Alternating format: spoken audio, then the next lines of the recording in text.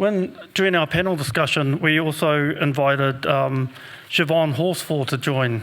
So what I'd like to do is briefly introduce Siobhan before we move into the panel discussion, and I hope she knows that she's going to get up and say a few things to contribute to the kōrero today.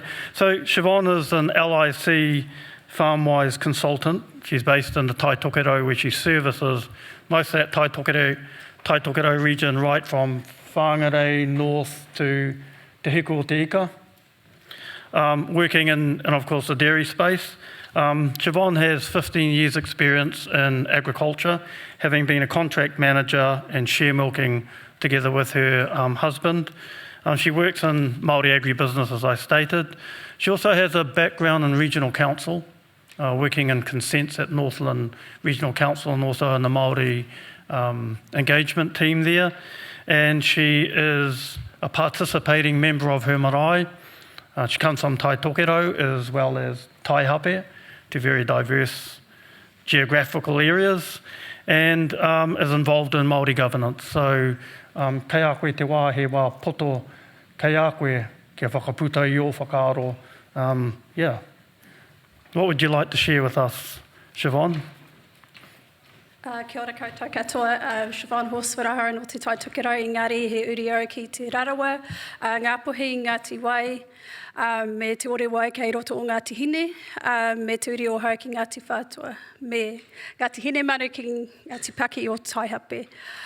He kaitohu pāmua hau, engari he tūturu Māori ki Ngāti Hine I roto I te marae o Tauhenare. Kia ora koutou. First, I would like to acknowledge being here, and thank you, Tanira, for inviting me. But first I want to acknowledge where I come from. And as I just mentioned, I'm Tūturu Māori, and that's first and foremost for me, and it's probably my drive and passion for being within the agriculture sector. So I'm a farm consultant, as well as, I guess, a governor on multiple boards. So I wear multiple pōtais. I'm a very active hapu member and a marae trustee for over 6 years. But I guess my range of background started in ag, marrying a farmer, and I haven't looked back other than we do have had hard times share milking when the payout dropped down to below $5 on our first share milking year. So yeah, we've been through some hard times, but we've overcome it. We've also taken different directions within the sector. We've been in self-employed, but also I oversee a Māori dairy farm.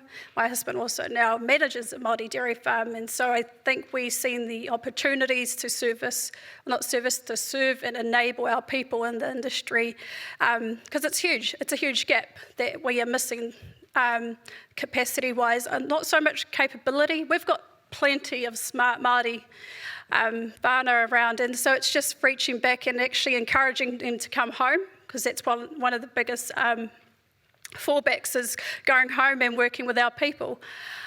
So if I can be part of that example and setting the pathway forward, that's showing our succession going forward as Māori entities. Some of my challenges that I have with our Māori entities is our governance. It's just an auntie and uncle who's been on there for 10 years. It still doesn't have any idea what that cow breed is on their farm or things like that. Just looks at the bottom number. If it's black, ka pai. If it's red, oh yeah, I have a few questions to ask, but they don't know the questions what to ask. So, there's huge challenges in Taitokero. And so I could probably be the doom of the panel this afternoon, but it's just who we are in Taitokero. We haven't got a lot of settlements. We're currently going through that process for a number of years.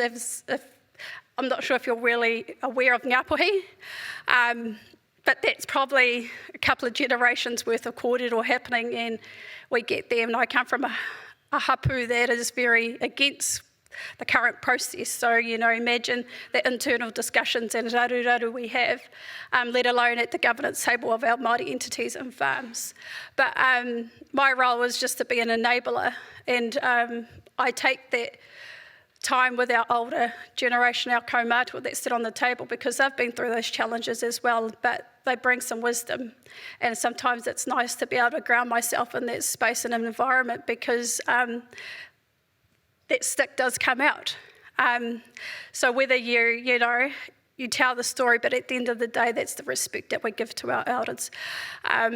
But also you're trying to balance the act of profits, or do you add environmental value to your business? And so, it's hard when we say that let's take some of that couple of hectares out and we plant it back into native, because we just chopped that down many years ago.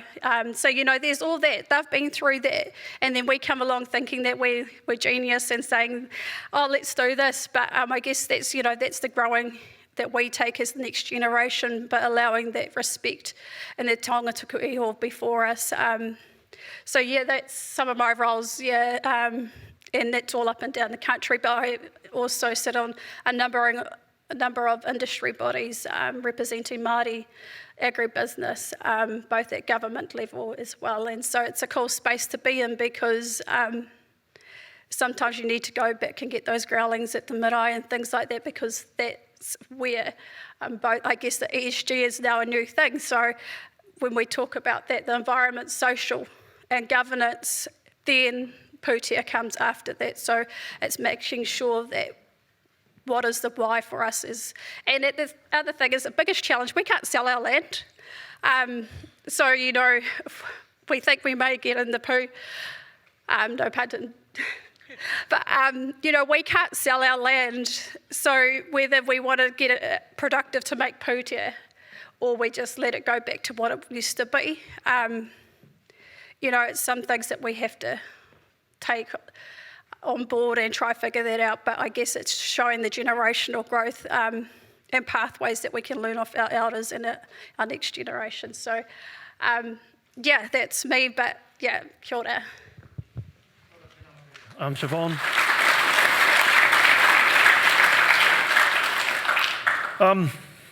I also like to acknowledge that we have an apology in the panel today from Cheyenne Wilson. I understand, but it's not confirmed, that she's from Te Tairāwhiti, and so it's tied up with efforts there. So ka rere te whakaaro ki a ia. So when I listen to the speakers talking about their Māori agribusinesses, their land, the businesses that they have on their land and their communities, I think about resilience.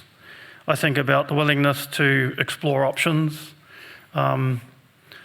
working as collectives, also a sense of duty to the land, driven as tangata tiaki, kai tiaki, mana tiaki, or the ethic of kai tiaki tanga, that they are people that have an intergenerational relationship with their land. But I also hear vulnerability, like most of the sector. And but unlike that, their communities live on their papatupu, their papakainga, the land that is ancestral land. So sort of with that in mind, I'd like to pop a few questions from them. I'm taking this from the app, but so let's go. So Kate asks, what carrots can central and local government use to support, rather than whack, mana whenua on their land? So what do you think? Kei a koe, Wally? I suppose I better answer it, since I was the You're one also in the wielding driving the seat carrots. there. I guess the biggest thing is we come under another act, okay? We come under Te Ture Whenua, which comes under another act previous to that, and then the Native Land Act back in the 1800s, where our land was divvied up. So that's our blueprint for the establishment of our whenua Māori and our trusts. Under that act, there are certain Aboriginal titles that remain unextinguished, if that's the right word. So we have a degree of autonomy. Not that we can do whatever we want and pollute. That's not what I'm saying. But the act itself comes from the fact that our land tenure is collective. We do work collectively anyway. We have beneficiaries a number of beneficiaries across our land that we answer to, which is the stick. And the decisions we make, good, bad or otherwise, have effects not only on ourselves, the trust, the land, but also those beneficiaries, those generational beneficiaries. That's the difference. And as my colleague said, we can't sell our land, or we don't want to sell our land, but we're there for good, we're there to stay, so we have to make the best of any situation that is presented to us. So therefore the councils, whether it's the regional councils or your local council, have to work with the mana whenua, with the tangata whenua, in a positive way. And whether you're talking about co-governance or otherwise, we're not going anywhere, so you're better off finding a way to work together. I don't know if there's any carrots as such or handouts. That's not what we're asking for. What we're saying and looking towards is an equitable voice at the table. Kia ora.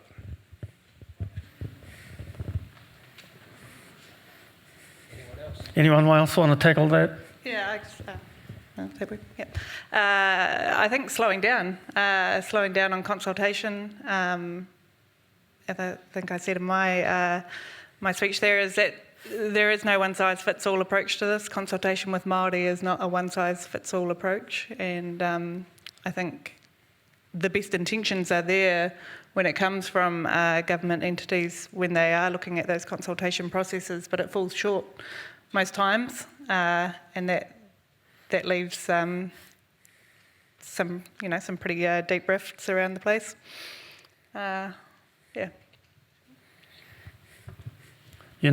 It's not compulsory to answer the question, but what I will do is move on to another question which might prompt further discussion. So, second question, quite an interesting one, Tānira. It's for you. It's in your diversification strategy. Is there a desire for the use of byproducts to create biofilm and plastics? And I guess it's also what are the other options that you'd look at that are outside the bag box? Yeah, and I suppose diversification includes everything. Well, there's nothing that is what's outside of the definition of diversification is what is difficult for a farm to be able to produce. And so the use of byproducts, and there are a number of areas that they can be used in as food or food input for other systems. But biofuels, biopolymers, bioenergy, those are all on the table. But as I said earlier, the interest is high within the farmers that I come into contact with, and because the idea of increasing the sustainability or the resilience and the flexibility of the system by being involved in other products and other revenue streams is attractive.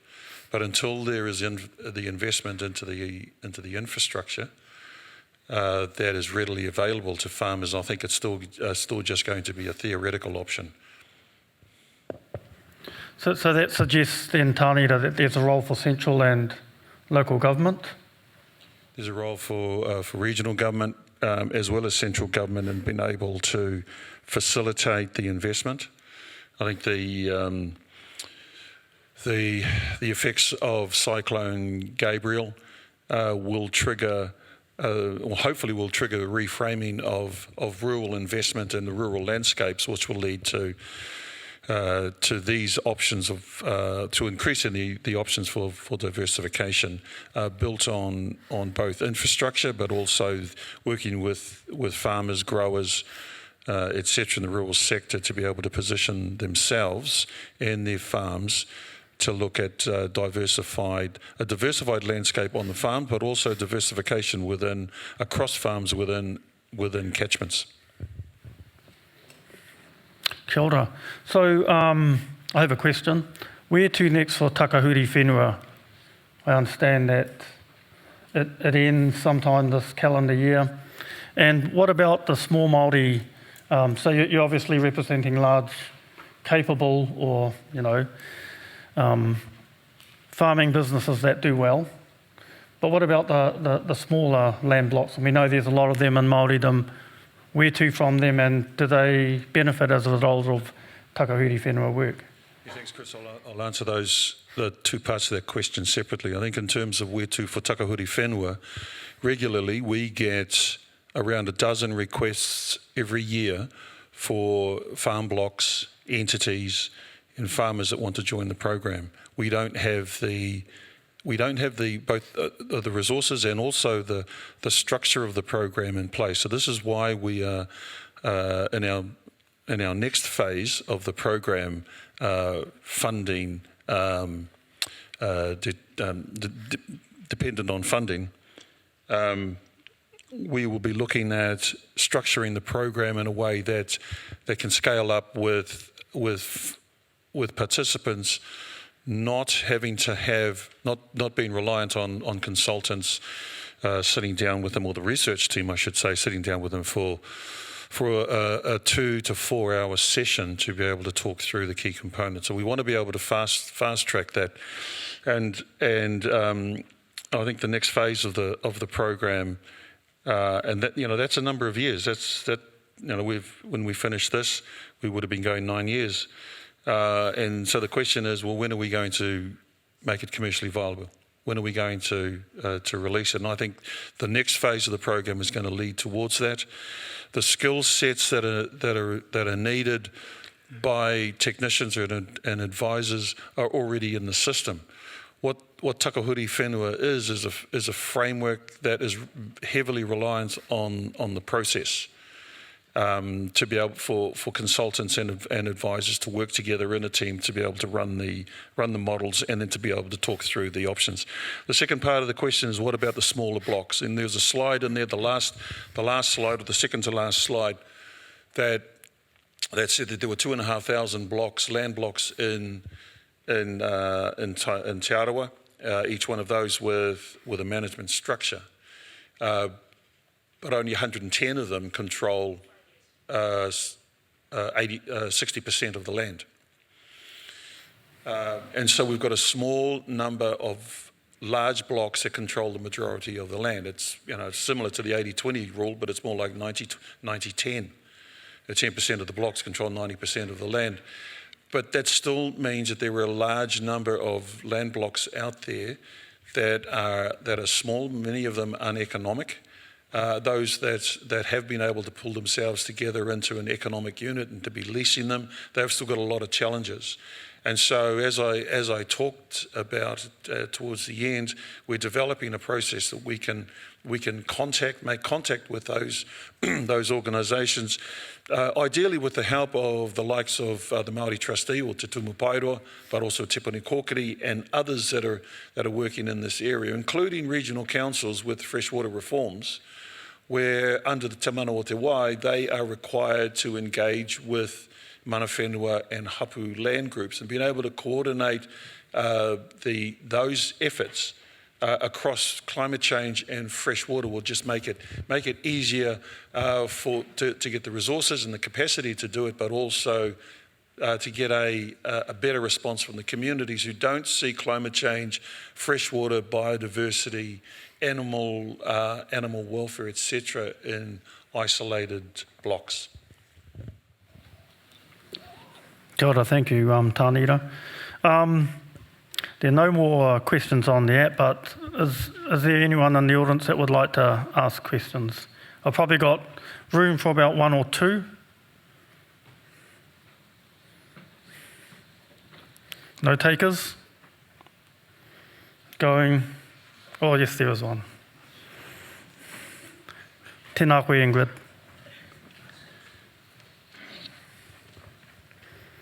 Tēnā koe. You've heard us talking about us in Tairāwhiti, and like I said, we had to swim out to get here today, so you appreciate our presence, everybody. But I just want to say that we started off like that with Whangarā Farms.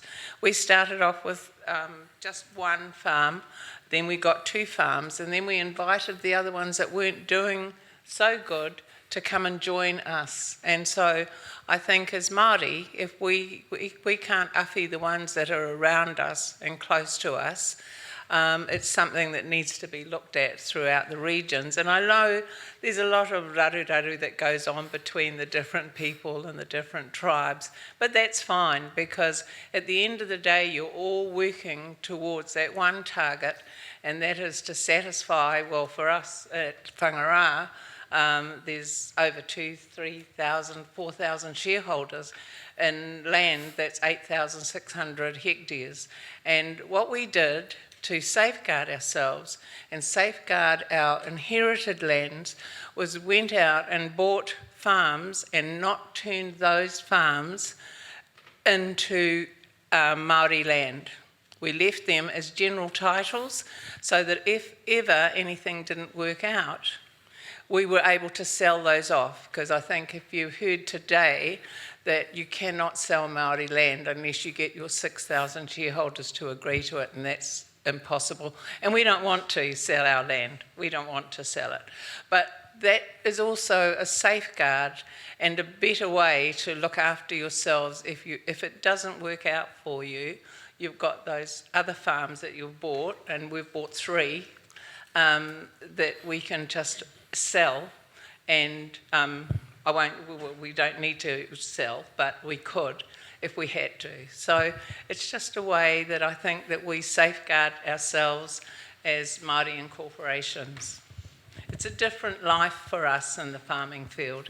It really is a different life, and we've done the best that we possibly could. We managed to win Ahu Whenua the first time we entered, and we lost to a 350 hectare farm the next time we entered. So we were really shocked about that, but that's a lesson you learn. Don't be so smart and think, whakahihi is skite. That word means skitey. Don't be skitey, because there'll be somebody small that'll take you down. So that's our part from Tairāwhiti. And it has been, it is at the moment pretty horrible over there. It's awful. It's just unbelievably continuously raining, and lots of the big farms, all the farms up the coast. You've heard it and you've seen it, and it's reality. And this is mostly, that coast is Māori land. So it wasn't a question, tani rā, in the group, and I've enjoyed listening to you. But it's just to say that there are places that will advance, and we're willing to share our knowledge and how we did our how we pulled everyone together. We're willing to share that with any other people that want to do that. Kia ora. Kia ora, tēnā koe. And there's nothing like a common enemy to bring us all together, or in this case a challenge. So, ladies and gentlemen, that was the voice of experience and insight.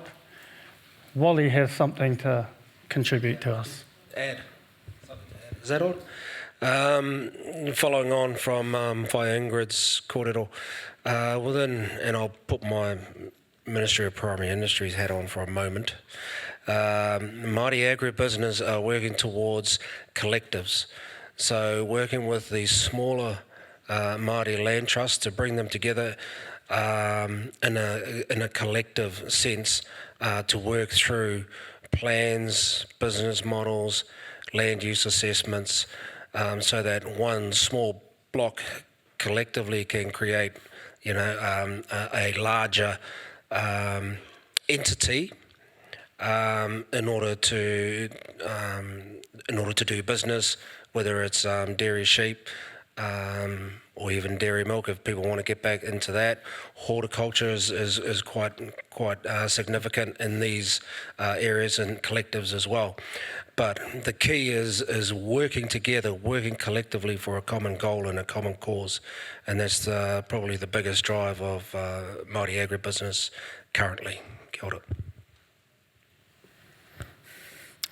Thank you, Wally. So I think that brings us to an end of this session, and I'd really like to acknowledge the contributors to the panel, and Ingrid, Tairāwhiti, the effort for making it over here, thank you for that. So that brings to an end. This session was entitled Centering Papatūānuku Perspectives on Climate Change Action in Māori Agribusinesses. So ngā kai whakarongo, tēnei atu rā, te mihi atu rā kia koutou, tēnā koutou, tēnā koutou, tēnā no hui hui tātou katoa. Kia ora.